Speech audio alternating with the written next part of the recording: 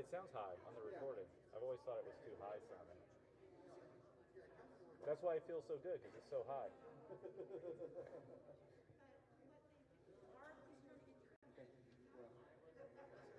Go what? Play the... We're starting?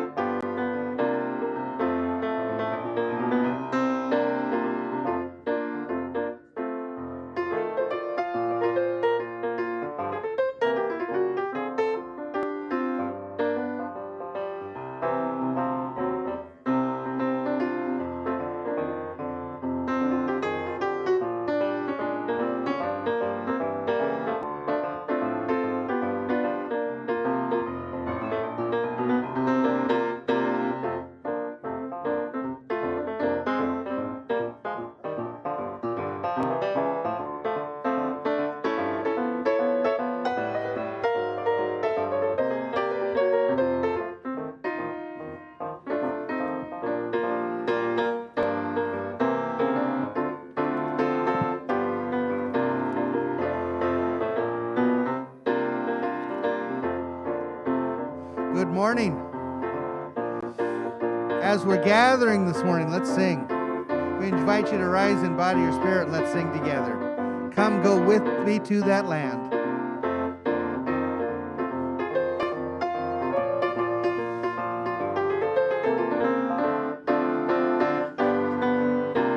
All right, here we go.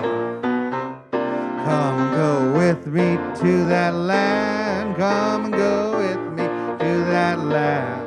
Come and go with me to that land where I'm bound, where I'm bound. Come and go with me to that land. Come and go with me to that land. Come and go with me to that land where I'm bound. There'll be freedom in that land. There'll be freedom in that land. There'll be freedom in that land where I'm bound, where I'm bound. There'll be freedom in that land. There'll be freedom in that land. There'll be freedom in that land where I'm bound. There'll be justice in that land. There'll be justice in that land. There'll be justice in that land where I'm bound, where I'm bound. There'll be justice in that land. There'll be justice in that land. There'll be justice in that land where I'm bound. Brett, why don't you play just for a minute here? Go, let's give Brett a solo.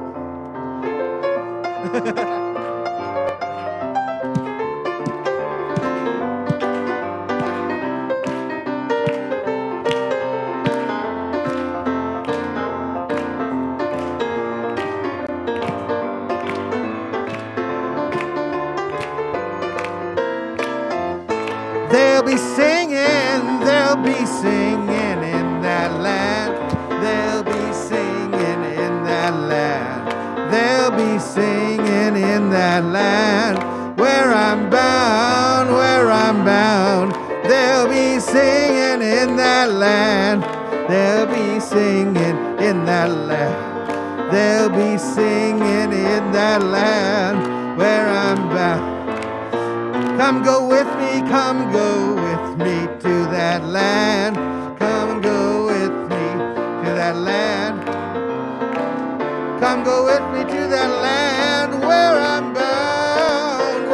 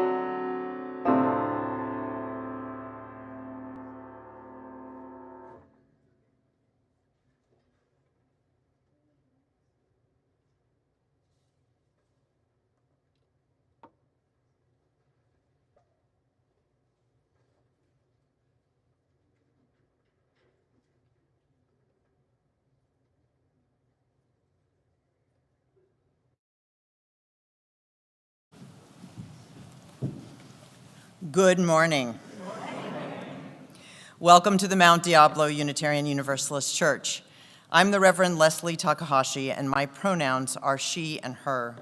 And I'm so glad that we are able to gather today on this Sunday before Martin Luther King Day, which was such an important and hard-won holiday in our nation, and really a sacred day for me and for so many of us. So really glad that you can be with us, whether you're here or you're at home watching us through our live stream. For those who are visiting us this morning, welcome. We hope that all visitors will fill out a visitor card either through the website or here on campus in the Borton Hall after the service. Next Saturday, we have our Connecting You and MDU-UC series. For those of you who are new and want to learn more about who we are and what we do together, both in person and hybrid, you can attend that. And on the first Sunday of each month, we have an opportunity for people who are willing to make the commitments of membership to do that, or you can speak to me or a board member on other Sundays as well. Our congregation has quite a lot going on, and today I will tell you that we have been advertising for a while and talking to you about our just-in-time service. And one of the things, our just-in-time function, which is where we're trying to get folks to volunteer and sign up. One of the things we've been advertising for a while is we really need tech volunteers. So this morning, I'm going to say we're going to have a little clunkiness because I'm on the tech deck, folks. You can give me a grade afterward, and I'll be coming back and forth a little bit. But if I can emphasize, we really need volunteers, and we need people who are willing to be trained. If I can do it, you can do it. That's all I'm saying about that. I also want to say it's a new year, and it's a great time to connect, and we invite you to join our community circles. We have a new round that is starting, and I invite you to talk to Michael Macias, or members of the Community Circles group, and I know Mary Helen Binger and others are here today to learn more about that. Tomorrow, it is our plan, atmospheric river permitting, to be on the corner of Civic and Broadway, the corner of Civic Park, with signs to illustrate the values of Martin Luther King Jr., the Reverend Dr. Martin Luther King Jr., and to bear witness to the purpose of this day, which is not just a shopping holiday. So please join us if you can. Right now, the weather says we can do it, so keep your fingers crossed. Also today, we will have our Discerning Your Core Beliefs class, which will begin at 2. I'm leading that, and you can join both virtually or on campus. We'll be in the Gilmartin building. Please contact anyone on our ministerial team if you are in need of a listening ear or other support. Asking is a gift you give our community, and welcome to this beloved community.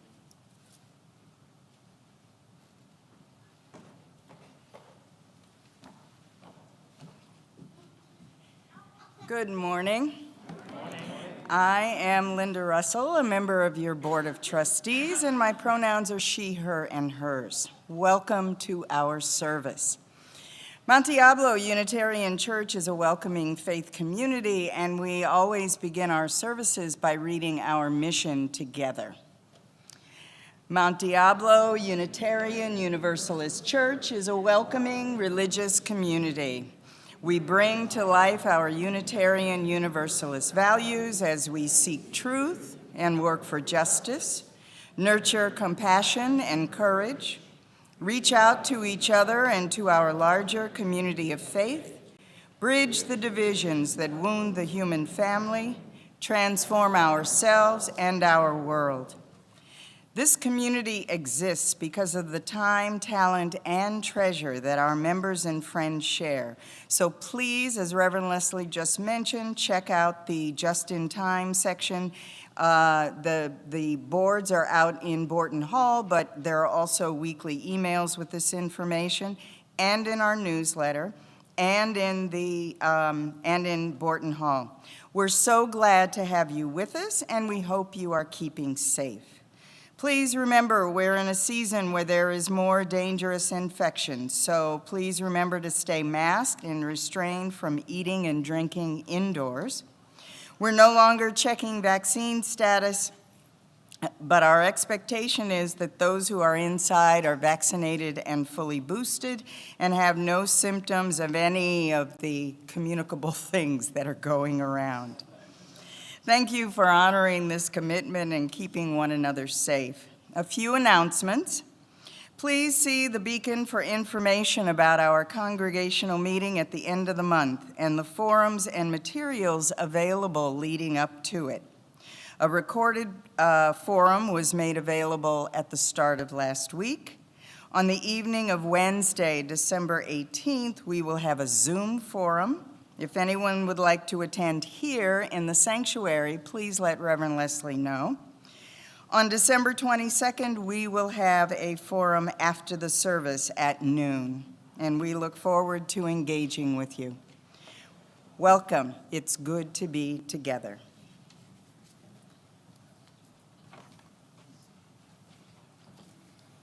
Good morning, everyone. So before we light our chalice, we're going to give everyone an opportunity to greet one another in a COVID-appropriate fashion. So good morning.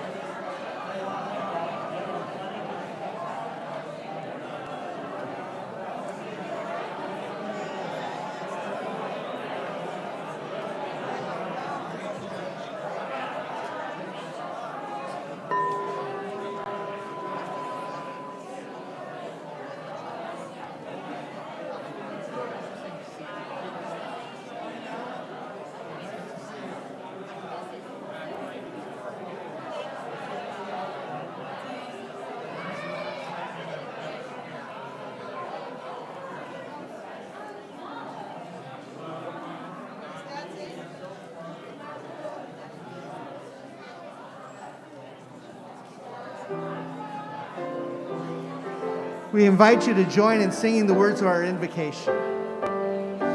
We invite you to rise in body or spirit to sing the words of our invocation and do the motions. Oh, light the chat. No, I thought we did the invocation before the chat. We'll do the chat. You see, Leslie's on the tech deck, but also I'm on the tech deck too. We'll get it figured out.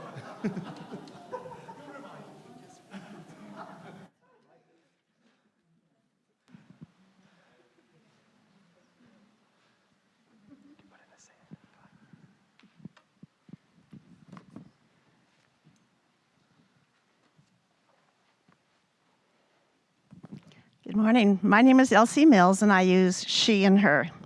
This is by Atticus Palmer. We call this light before us in hope that we always may remain strong, a strong community, working together to make the world a better place. When we are grieving or sad, when we are challenged, when we need help, this flame guides us out of darkness. When we are cheerful, when we celebrate, when we accomplish a great task, when we return to a place that makes us happy, the chalice reminds us to share our happiness with others.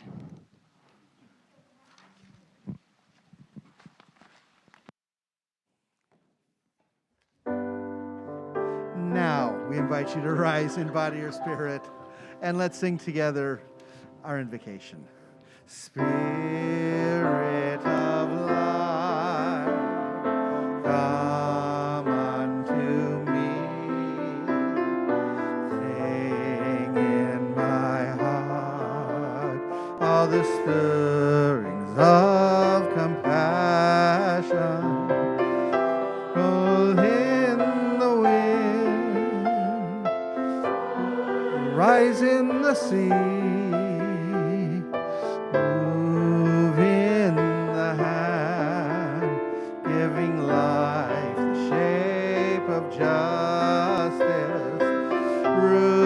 hold me close, wings set me free. Spirit of life, come to me, come to me.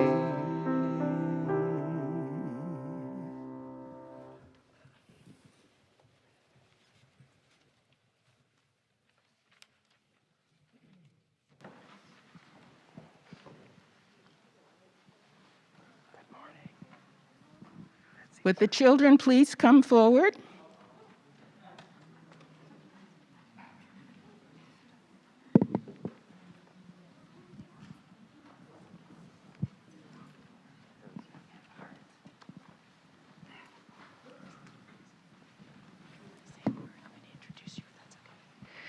We're really glad to have Rowena McGregor, one of our members, telling our Time for All Ages today. And I want you all to think about this. Rowena and her husband, Alan, have been members of this congregation for more than 60 years.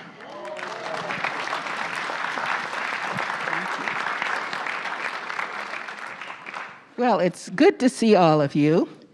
And I understand that you don't go to school tomorrow. Is that true? Does everybody have a day off tomorrow from school? Very good. Do you know why you have the day off? Yes. Martin Luther King Jr. What about him? He actually helped make Peril blue. Very good. It's his birthday that we're celebrating. His birthday is January 15th, which is today. Now, we don't always celebrate on this day. Usually, the government has set it so that we celebrate his birthday on the third Monday of January. And so we're celebrating tomorrow. Next year, it will actually be on his birthday, so that will be an interesting one, too. His birthday is today, and he would be, do you know how old he would be if he were alive today? He would be 94. Yeah.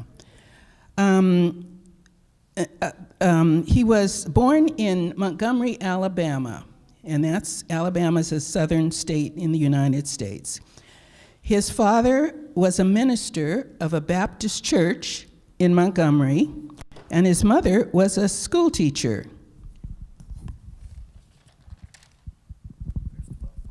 I want to show you a picture of him if you don't know who he is.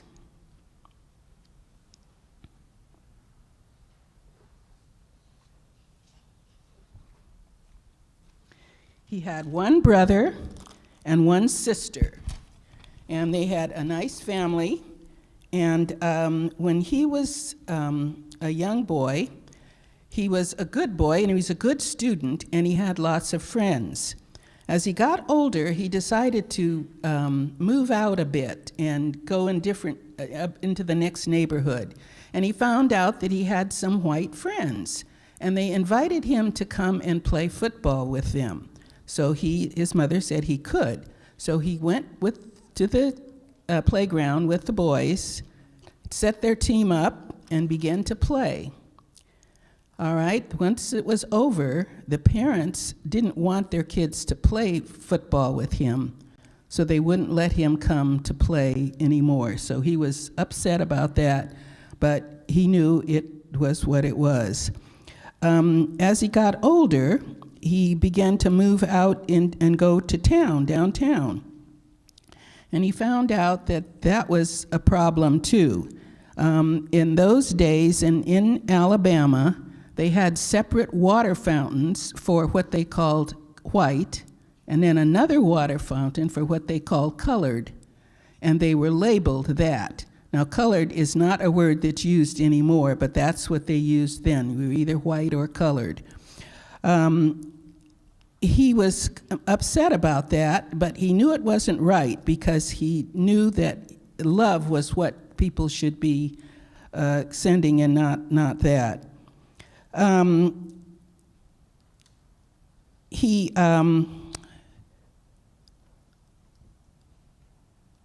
he couldn't, well, he also wanted to have lunch at one of the restaurants downtown. They had counters with seats along the long counter, and you could order a hamburger, milkshake, whatever you wanted to order for lunch.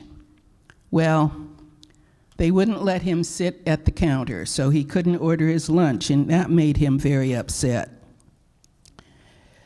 He went to high school, and he graduated at 15. He left high school at 15 and started college. He went to a college called Morehouse College, which is in Montgomery, Alabama.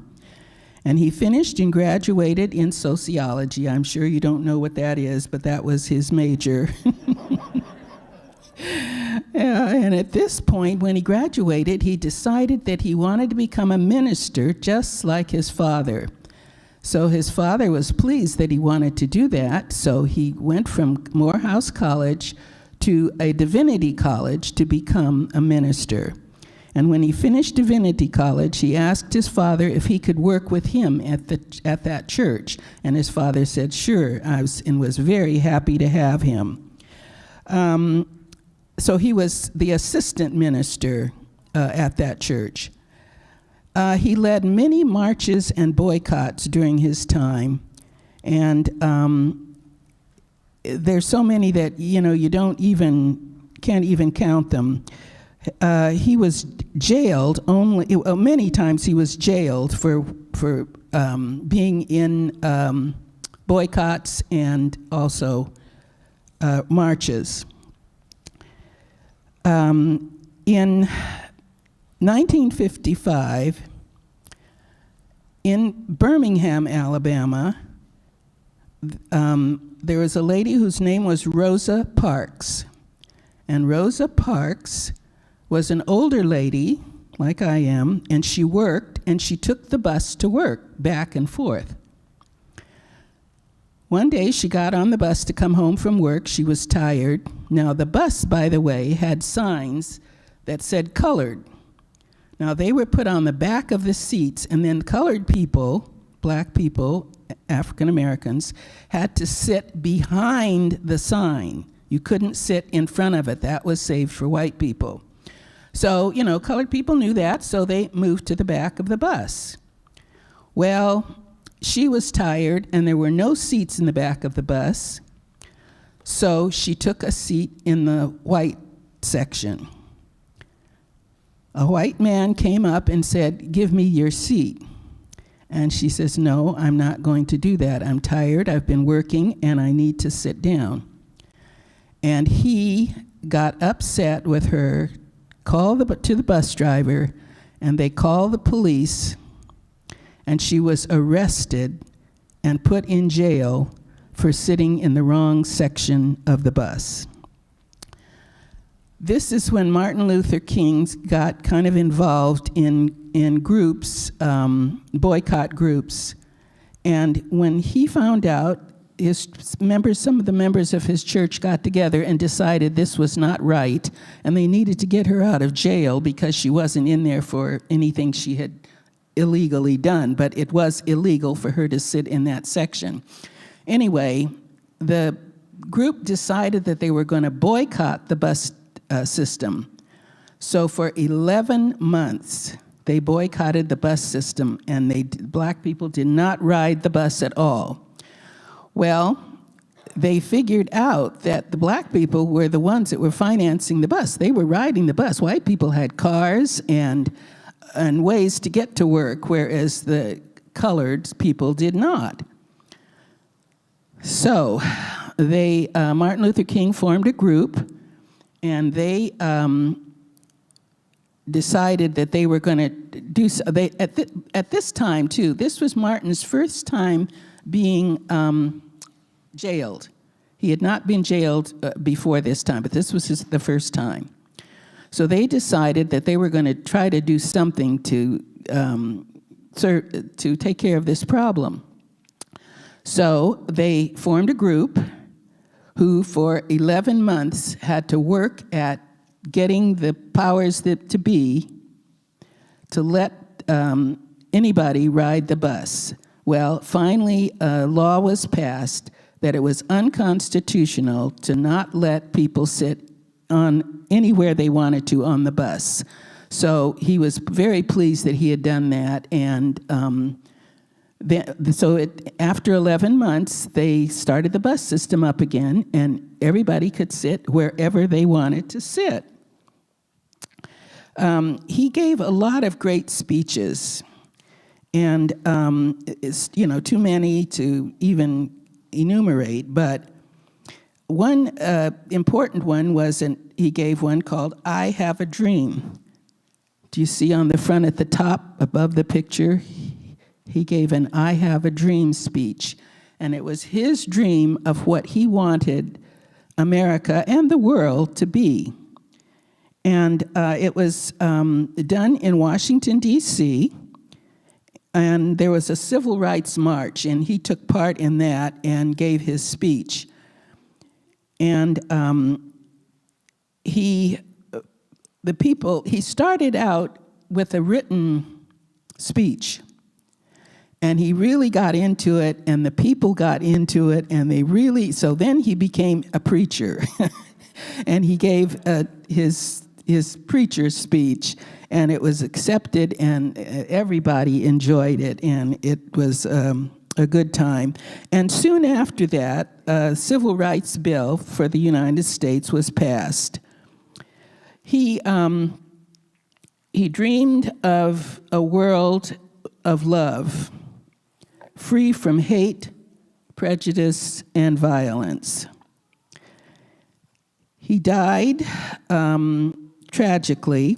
He helped with marches, and the garbage collectors in Memphis, Tennessee were striking because the black or the colored firemen, garbage collectors, were probably firemen too. The garbage collectors, the white garbage collectors, were paid more than the black or colored garbage collectors. And they thought that this wasn't right, and it wasn't. Equal pay for equal work. So he went, they had a conference, and they wanted him to speak, and he did. He and his friends went to Memphis, Tennessee to speak at this conference, and they stayed in a motel.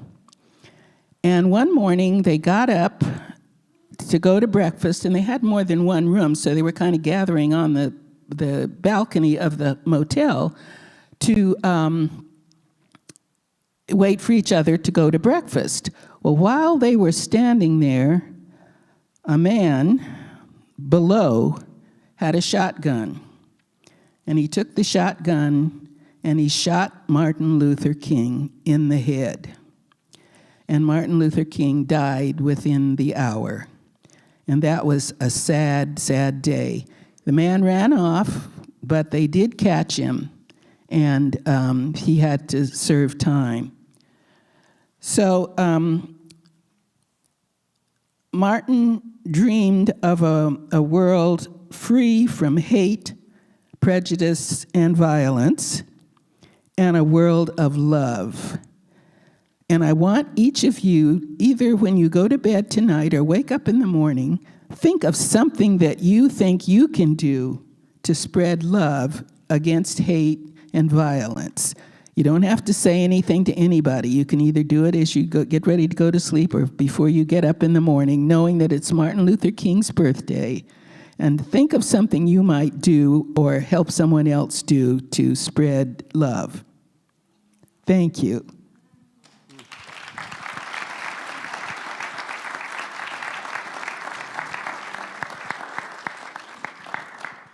Now we invite you to join us in singing our children to their programs.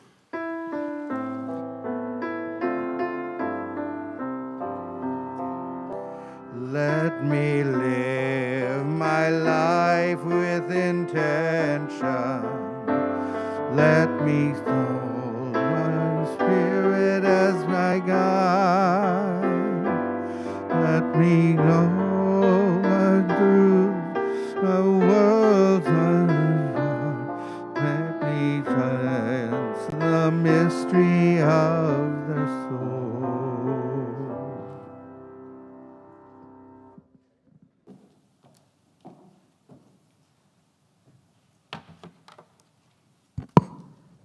Good morning. And then that is the quest for the bread of love. Everybody needs this bread. These are Dr. King's next words in this address, titled A Knock at Midnight. He links bread, the staff of life, to both hope and love. Dr. King would have had in his mind the words of Paul's first letter to the Corinthians. Love is patient, love is kind. Love is not envious or boastful or arrogant or rude. It bears all things, believes all things, hopes all things, endures all things. Love never ends, Paul declares, and ends the chapter by reminding his people. And now faith, hope, and love remain, these three, and the greatest of these is love. The love that Paul writes of, the love that Dr. King exhorted his followers to rely on and practice, requires strong, powerful, intentional action. Indeed, love is hope in action. Love doesn't require assurance that it will win because it may well not. But love bears witness. Love stands in solidarity. Love believes in things unseen. Love protects. Love endures. Love hopes. And this is, I believe, the essence of Dr. King's concept and practice of beloved community. My name is Mary Kelly Persine. I'm a member of MDUC with my family since I think about 2012. And I want to thank Reverend Rodney for inviting me to speak on hope in conjunction with the celebration day of Dr. Martin Luther King, one of my most important spiritual guides. When I think of hope as Dr. King practiced it, I can't separate it from the active, powerful, strong, intentional love he had for his people. His hope and his love were never easy for him to practice, and ultimately they cost him his life. But hope and love gave him a way to persevere in the face of what by the end of his life had become persistent despair. This is one aspect of Dr. King's life that we don't hear very much about. The fact that his fight for living wages and against war was not successful during his lifetime, and he sometimes struggled to keep moving forward in the face of seeming indifference from so many of his fellow Americans. He loved, he hoped, he endured, he bore witness, he stood vigil, but he did not win all he envisioned. Author John Deere sets the stage for Dr. King's last push for freedom. In the months before Martin Luther King Jr. was assassinated, as he planned the Poor People's Campaign and spoke out against the U.S. war in Vietnam, he plunged into despair.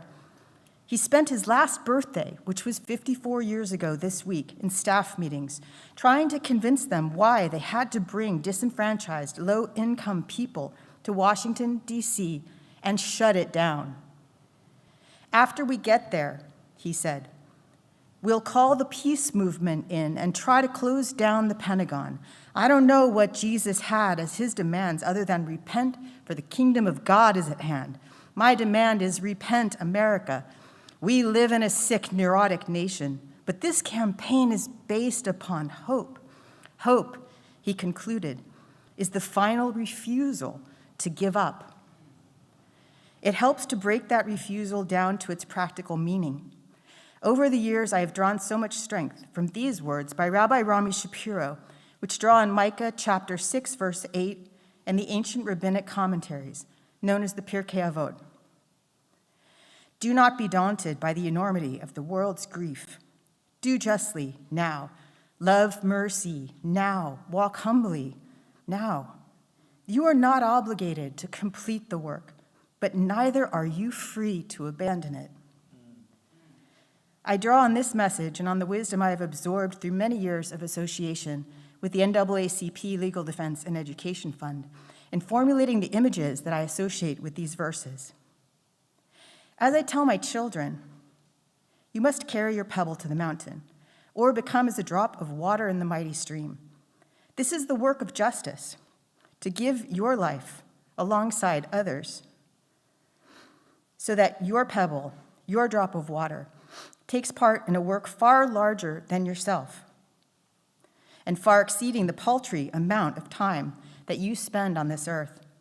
Do your part, do what you must, but never ever quit.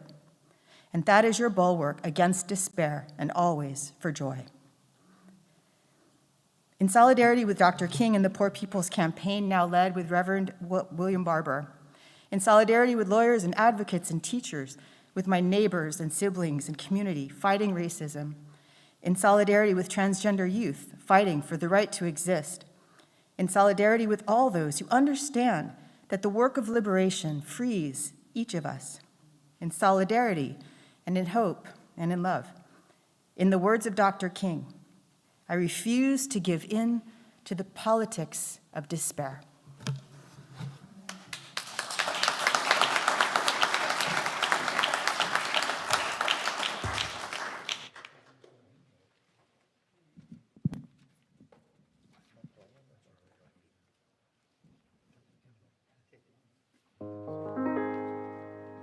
We invite you to rise in body or spirit and join in singing our song,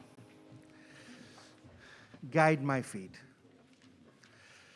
Guide my feet while I run this race.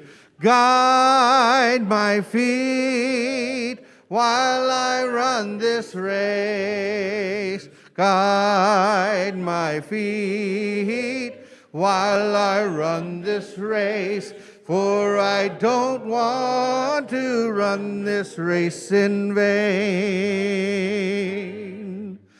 Hold my hand while I run this race. Hold my hand while I run this race. Hold my hand while I run this race. For I don't want to run this race in vain. Stand by me while I run this race. Stand by me while I run this race. Stand by me while I run this race. For I don't want to run this race in vain. Guide my feet while I run this race. Guide my feet while I run this race. Guide my feet while I run this race. For I don't want to run this race in vain.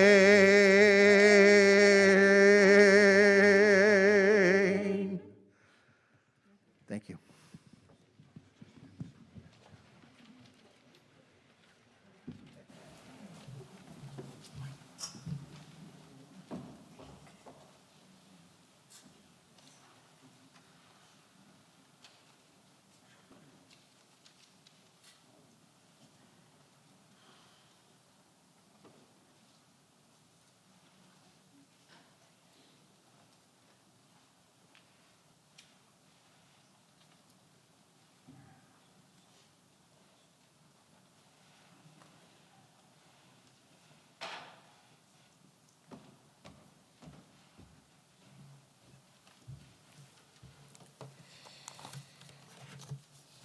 This is the time in our service when we take into the larger heart of our community those joys and sorrows that are too great to hold alone. And it is one of the most sacred moments of our service. Today, Sharon Solstice is lighting a candle. She writes, "This is a candle of sorrow and joy. After the death of my mom last month, she was 99, a loving wife for 72 years, a devoted mom for 74 years. Her years were mostly happy, and she was ready to leave us. Rest in peace, Mom." I'm asking Reverend Rodney to light a candle for Ellen Dorfer, who also this week suffered the loss of her sister, Violet Robinson. Ellen asks that you honor her sorrow, and if you know Ellen, she asks that you reach out to her so that she might share stories of her sister Violet, which is the last of her siblings. We are lighting a candle of joy for Jane Russell, who we hope is joining us online. Jane turned 85 on January 9th and appreciates the celebration.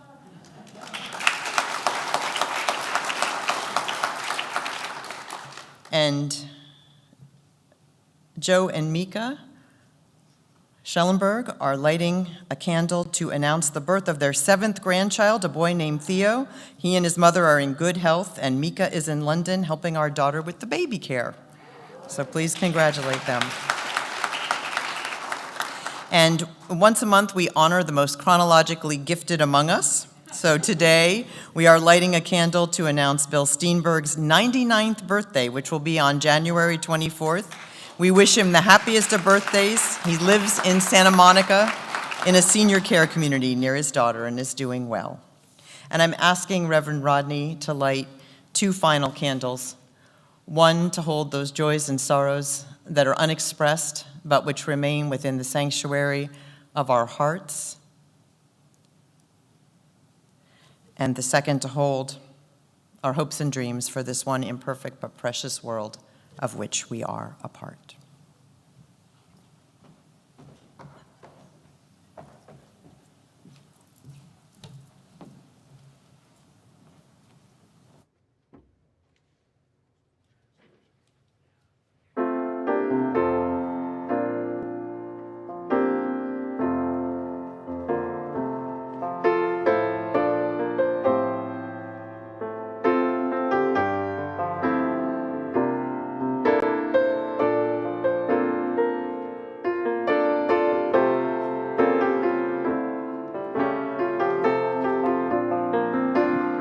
We invite you to join us.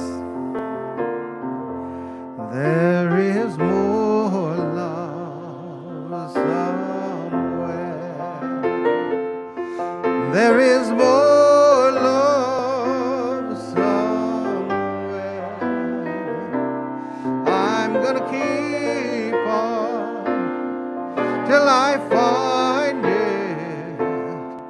There is more.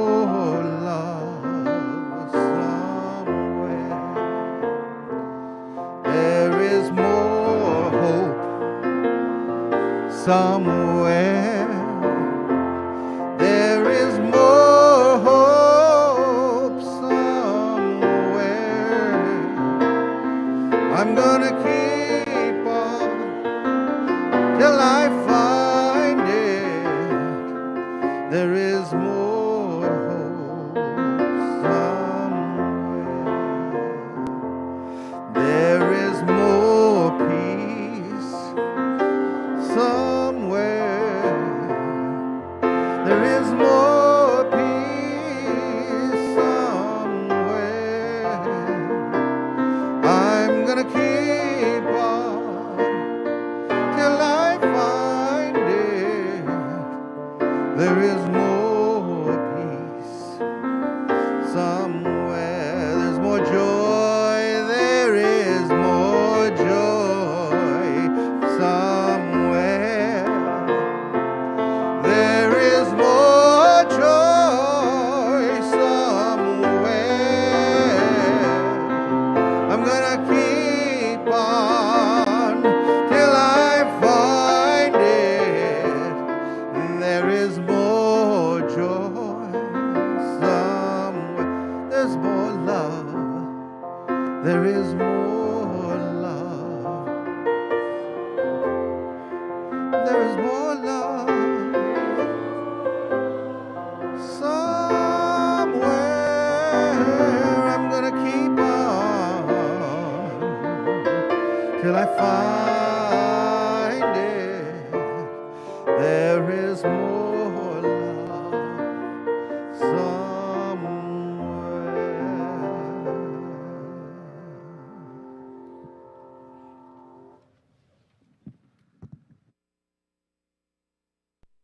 This is the most important and crucial period of your lives, for what you do now and what you decide now at this age may well determine which way your life shall go.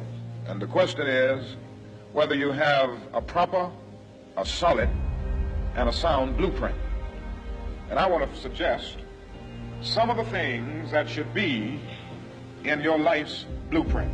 Number one, in your life's blueprint should be a deep belief in your own dignity, your own worth, and your own somebodyness. Don't allow anybody to make you feel that you are nobody. Always feel that you count. Always feel that you have worth. And always feel that your life has ultimate significance. Secondly, in your life's blueprint, you must have, as a basic principle, the determination to achieve excellence in your various fields of endeavor. You're going to be deciding as the days and the years unfold what you will do in life, what your life's work will be. Once you discover what it will be, set out to do it, and to do it well. Be a bush if you can't be a tree. If you can't be a highway, just be a trail. If you can't be the sun, be a star. For it isn't by size that you win or you fail. Be the best of whatever you are. Finally, in your life's blueprint must be a commitment to the eternal principles of beauty, love, and justice. Well, life for none of us has been a crystal staff, but we must keep moving. We must keep going. If you can't fly, run. If you can't run, walk. If you can't walk, crawl, but by all means, keep moving.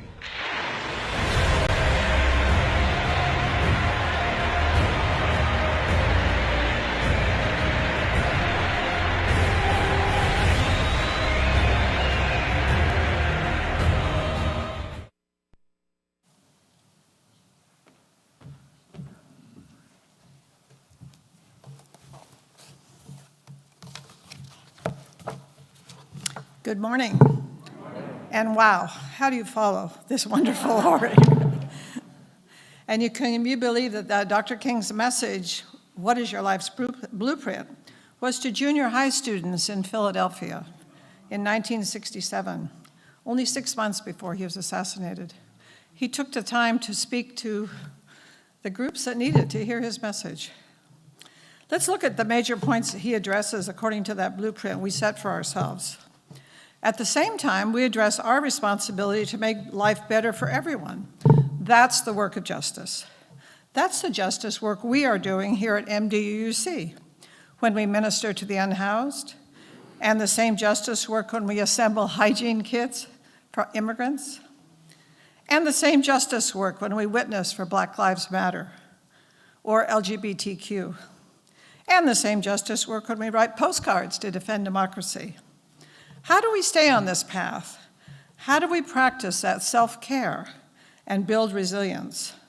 How do we transform ourselves and our world in doing this messy work of justice?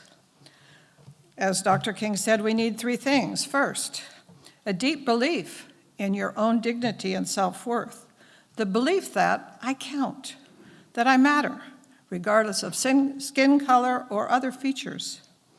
As I look back at my early years, and from family, teachers, friends, and mentors over the years, I received the message that my life mattered, that I could do almost anything, even if I was a girl.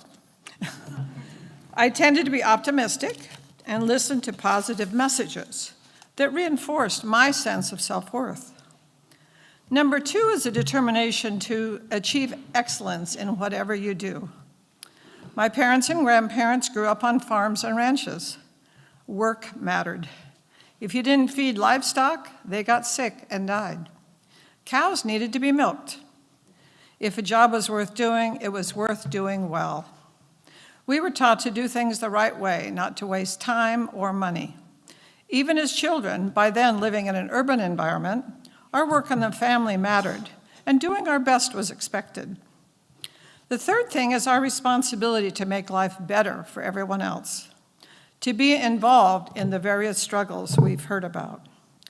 My family lived in a 1950s type neighborhood with small houses, lots of kids, and many neighbors from diverse backgrounds. Our church was across the street from the school. We walked or rode bicycles everywhere. Service clubs, school and sports activities, scouting, and a church community provided involvement for us. Neighbors helped each other. In those kind of neighborhoods, good and bad news traveled quickly. And even as a child, I recall reaching out to classmates, neighbors, or friends who were rejected or shunned. I wanted their lives to be happier or better. Don't we all want that for our children and our friends and the kids we see? Later on in my own professional life, I chose social services and then education, reinforcing the belief that my life mattered and that I could make a difference. When I think of self-care and personal nourishment for myself, especially in these challenging times, I choose physical activity, being in nature, participating in a service project, being with friends or family, renewing my spirit here in beloved community, attending cultural events, helping others, maybe gardening and music. For Martin Luther King and the many life-threatening challenges he faced, what nourished his spirit to move forward? I don't recall him jogging around Atlanta, visiting national parks, working out on a Peloton or lifting weights. Were there other self-care remedies he used? I'm thinking probably prayer, pastoral care in a beloved community, faith, a personal connection to his God, a strong sense of purpose, ministering to the underserved, building a movement, and more. As we honor the life and legacy of the Reverend Dr. Martin Luther King Jr., can we still learn from him these many years later? I had down 65, but I must have done the math wrong. Can our beloved community ground us and build our resilience to do this messy work of justice and service? I think we can. Let's try. Let's try to do this together. And together, our efforts will make a difference. Thank you.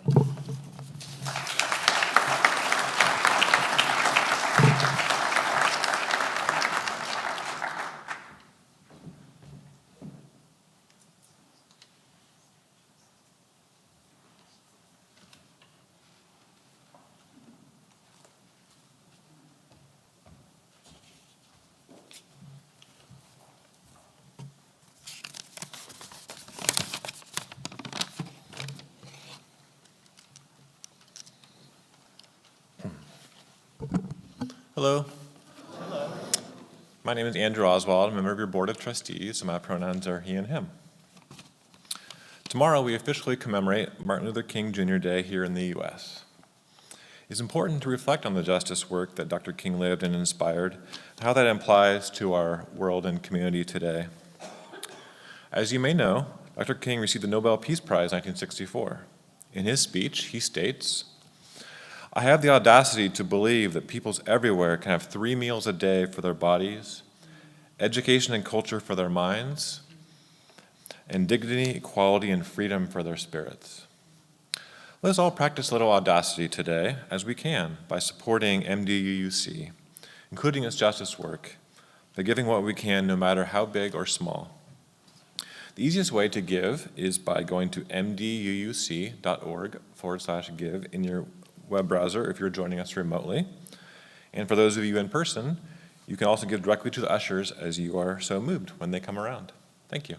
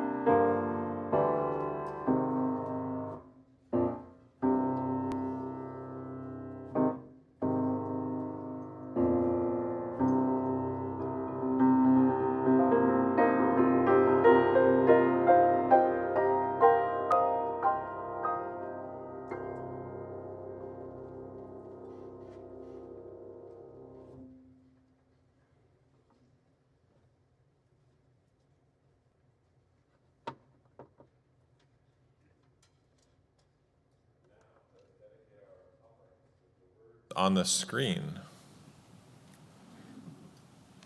To the work of this community in transforming ourselves and our world, we dedicate ourselves and our offerings.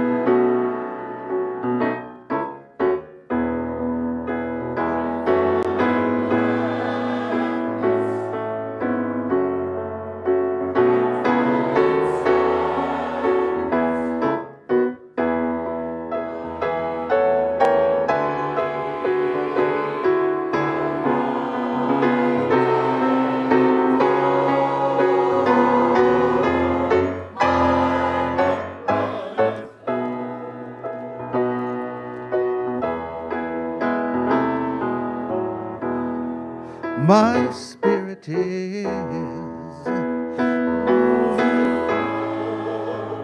my heart is,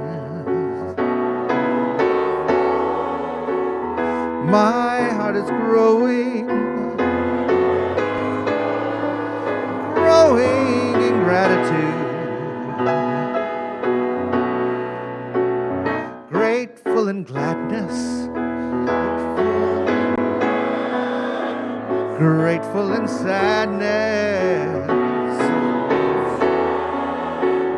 my every need,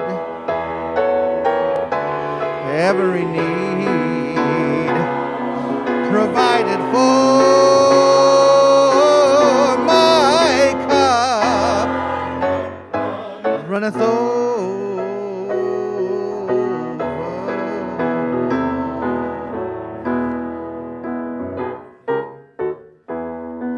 Tell me, why do I take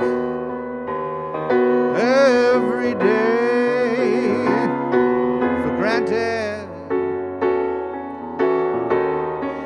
Why do I withhold my thanks for everything?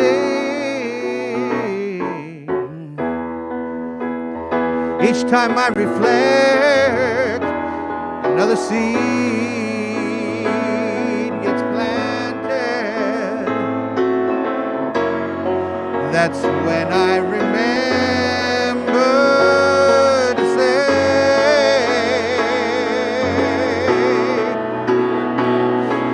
to say, my spirit is, my heart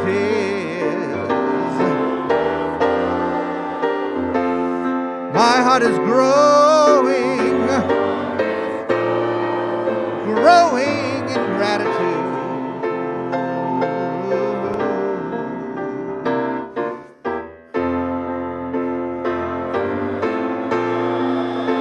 Grateful in sadness,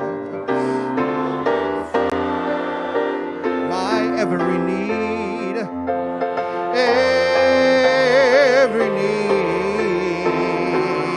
provided for. My cup runneth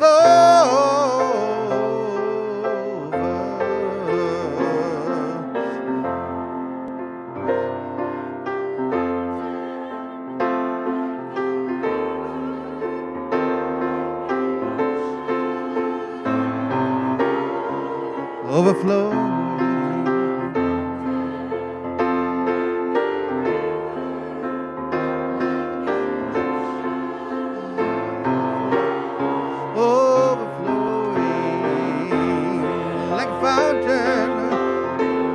Like a river, like an ocean overflowing, like a fountain, like a river, like an ocean overflowing, like a fountain, like a river, like an ocean overflowing.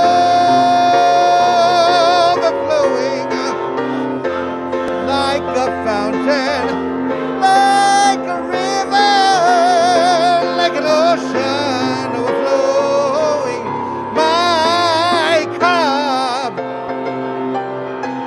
my every need provided for.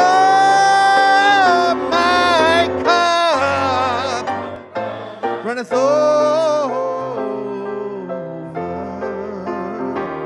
It runneth over.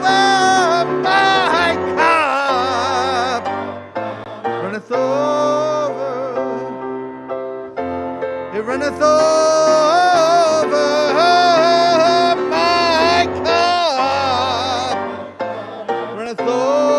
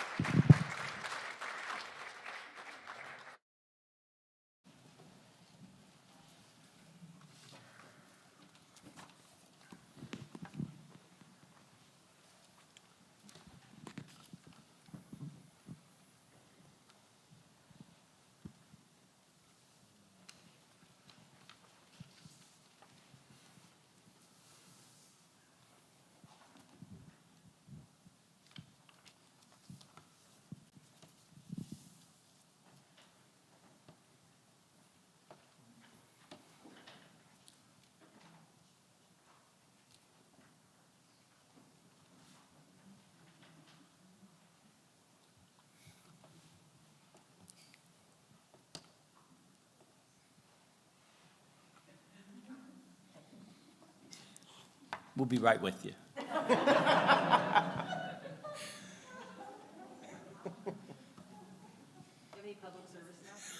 No.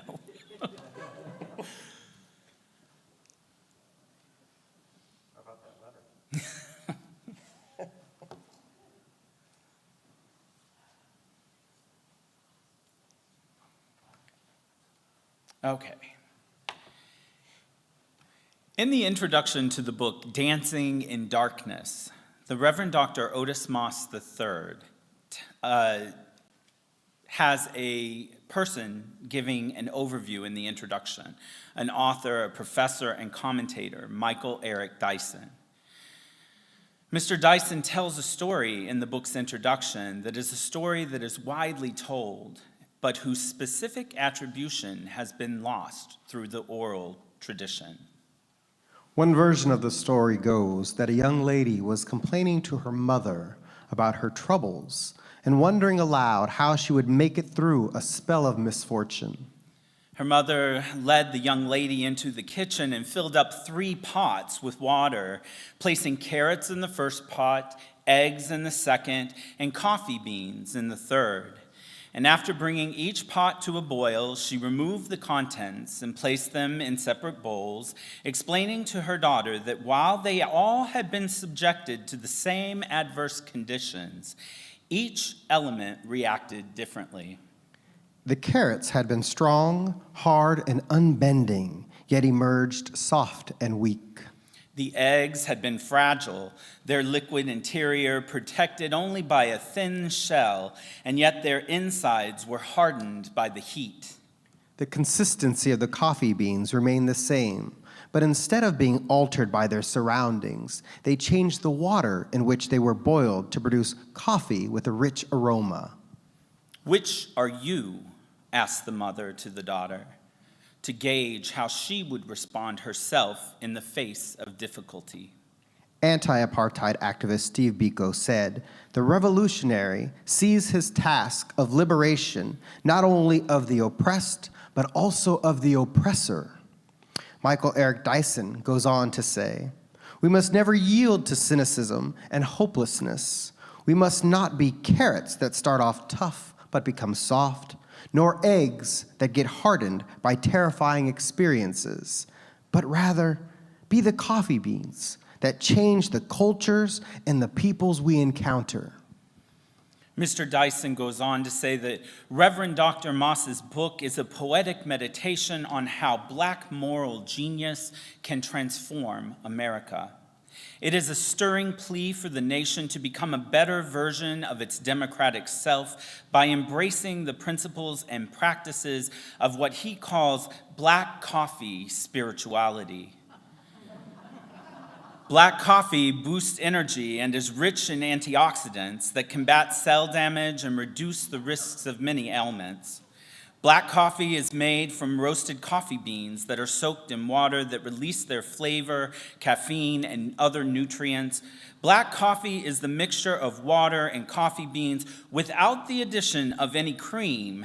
And yet, when black coffee spirituality is served to us white America, myself there is in the mixture a deeply flavorful possibility of national transformation that can stir visions, energize belief, revive hope, heal maladies, and change lives. This is part of the dream of Martin Luther King Jr., the acceptance and embrace of a people based on the content of their character and not their race.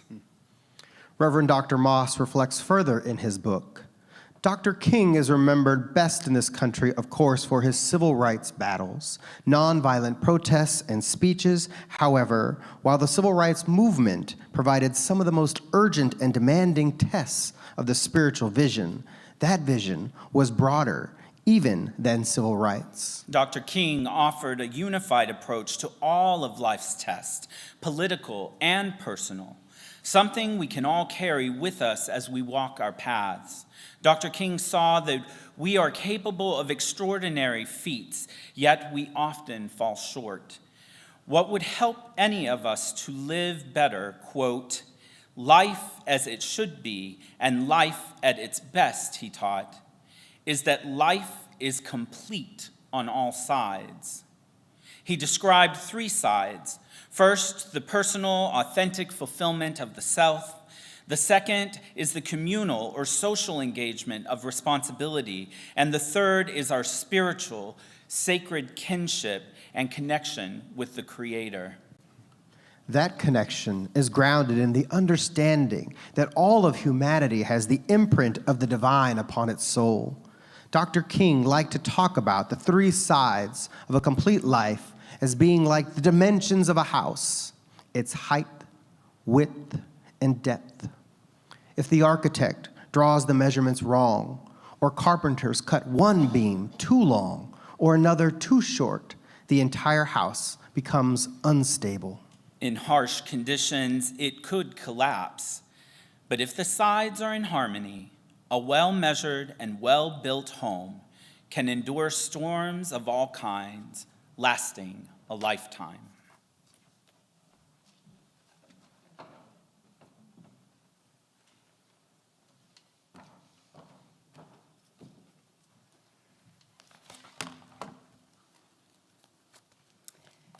So, in the reading that Reverend Rodney and Michael just shared, I relate to the coffee beans most days.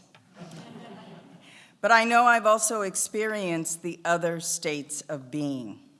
There have been times when I chose not to speak my mind out of fear that I might receive substandard medical care, or that my child could be hurt, or I could be killed on a back road, just never heard from again.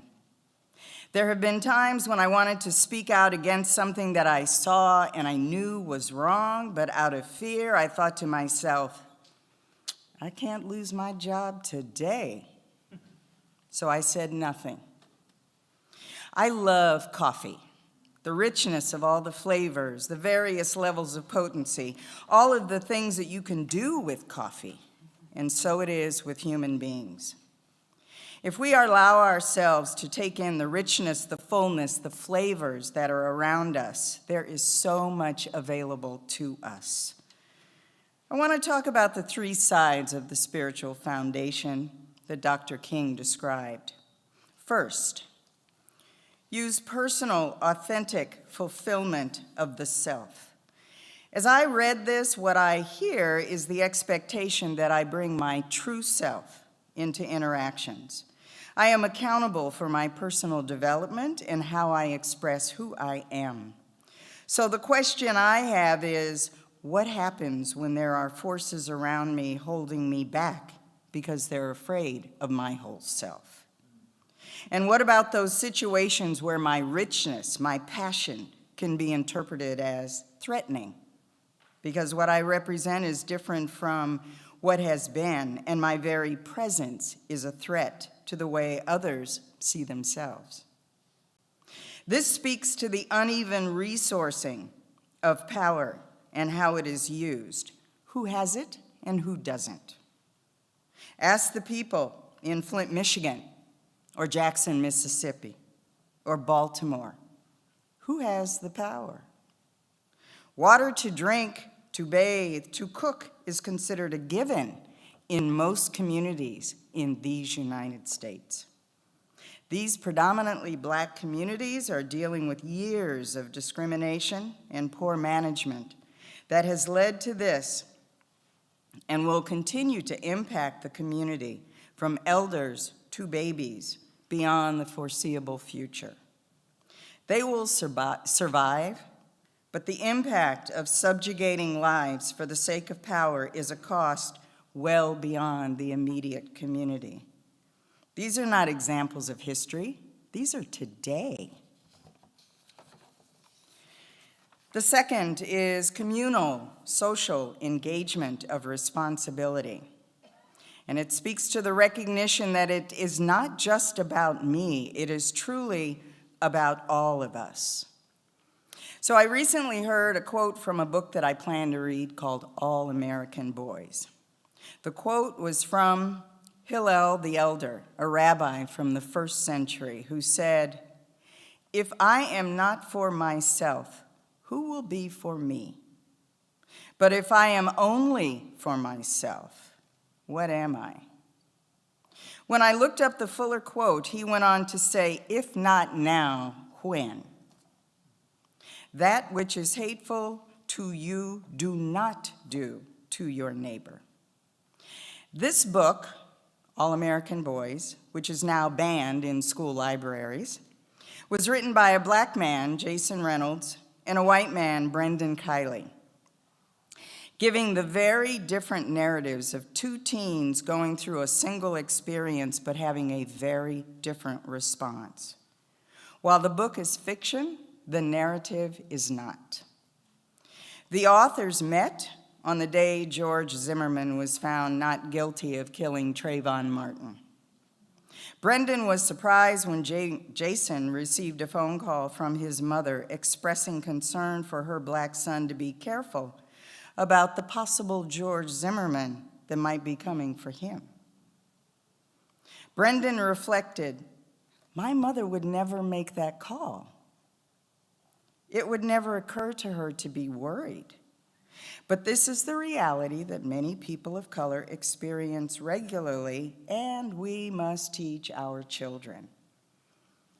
In what we call the talk, we are told how to behave when we are in the presence of power, power that does not see us, does not value us, does not regard us. In those moments of confrontation, we are very aware of the potential that a simple move can bring us harm. We recognize when our children walk out the door, they need to be equipped for that moment. This is not history. This is today. Brendan realized that he needed to listen to the narratives that were different from his own.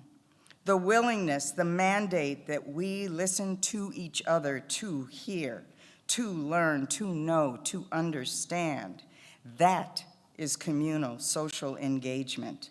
And the responsibility is to carry the wisdom out into the world.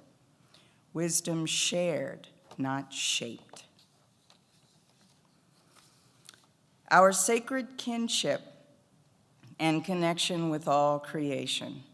This was the third side of King's spiritual foundation. If you do not know my story, if you cannot know my truth, you will not understand my reality. What King talked about was how we connect with one another. Agape love, faithfulness, commitment, and an act of the will. A love that is of and from God, whose very nature is love itself. Clinical social worker Resmaa Menakem talks about the charge that is within us around conversations about race. This charge is about 400 years old, and we carry it very differently in our bodies. Those experiences come bubbling to the surface in our interactions. He describes a process he calls somatic abolitionism, referring to the fact that we need to deal with this very visceral, internalized trauma by allowing ourselves to experience feelings of discomfort and vulnerability. When I listen to the experiences of others in my BIPOC group, I celebrate their joys and bear witness to the pain of people who have experienced racial trauma. Their story becomes part of my story to carry. My witness to their pain is, in that moment, part of their healing. Menakem goes on to say that emerging happens when we are in connection. This is what King was talking about, this sense of being willing to come to each other in our full selves, to sit with one another, sharing that sense of being responsible to and for each other from a place of commitment, but also safety. And we do this in the realm of spiritual connection because spiritual connection raises up our sense of belonging. Our divine connection becomes a shared responsibility in which all of us must engage.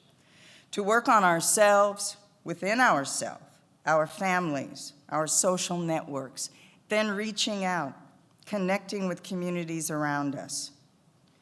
Brendan, the white co-author of All American Boys, describes his commitment to understand stories that are not part of his lived experience as critical in order to build what Dr. King called beloved community. If the sides of our foundation are in harmony, a well-measured, well-built home can endure storms of all kinds, lasting a lifetime, many lifetimes. If we come together in agreement that there is work to be done and to recognize the commitment that's involved, we can create a home that's built to last. As we continue here at MDUUC and out in the world to build community, it is necessary to understand that racism is a tool of power, but it's a fundamental weakness to the foundation of our house. But as we dismantle racism, the restructuring that takes place is our opportunity to build a house much stronger, much more enduring, that is shelter and sustenance for all of us. The fact that we are having these discussions across the country on this day in celebration of this incredible visionary, Dr. King's dream is still very much alive. But we have a lot of work to do before it is no longer a dream, but our lived, shared reality. Let us all become baristas.